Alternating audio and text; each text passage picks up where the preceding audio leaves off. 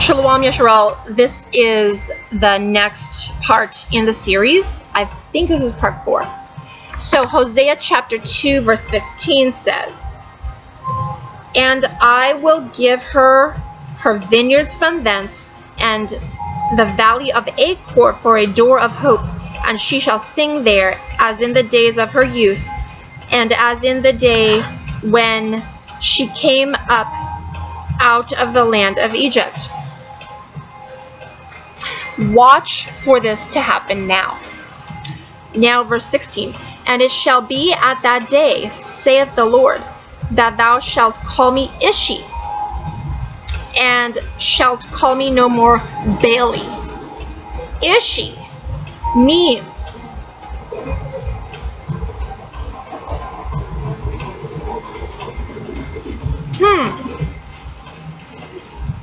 Now in my footnotes it says the Hebrew Ishi means make desolate. I don't think that is correct though, because in my other KJV that I'm no longer owning, and I don't have a Strong's Concordance with me right now, but maybe I should look it up. I thought Ishi meant husband, so I'll have to figure that out later on. "And shall call me no more Baali, for I will take away the names of Baalim out of her mouth, and they shall no more be remembered by their name. And in that day," okay, just a moment. "We must stop calling our God Jesus, for that is the name of Christ. For that is the name of paganism for Christ." Ishi means husband. We are the bride of Christ in the land of Israel. The GOCC has been calling him Yeshaya, and I follow that teaching as his true name. You may watch their videos on the true name of God.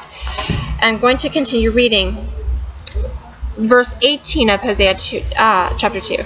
"And in that day will I make a covenant for them with the beasts of the field, and with the fowls of heaven, and with the creeping things of the ground, and I will break the bow and the sword and the battle out of the earth, and will make them to lie down safely." This is happening now, the return into the land. "This is how we will get our meat as we travel back into the land of our forefathers, a journey that will take some time."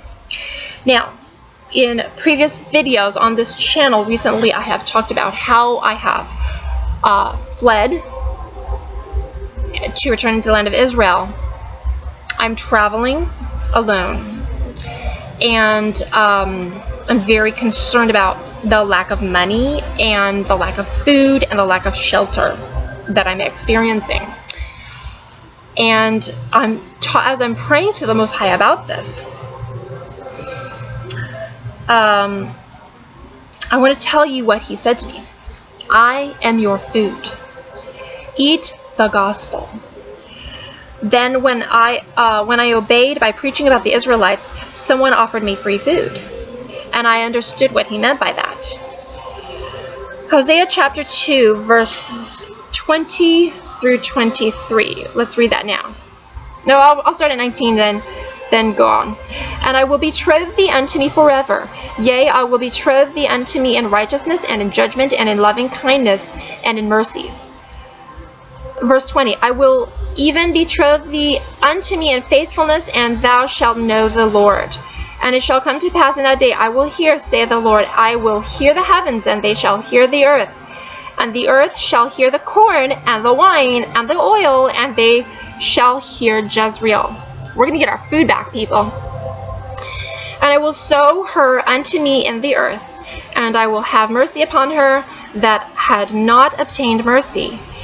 And I will say to them which were not my people, Thou art my people, and they shall say, Thou art my God."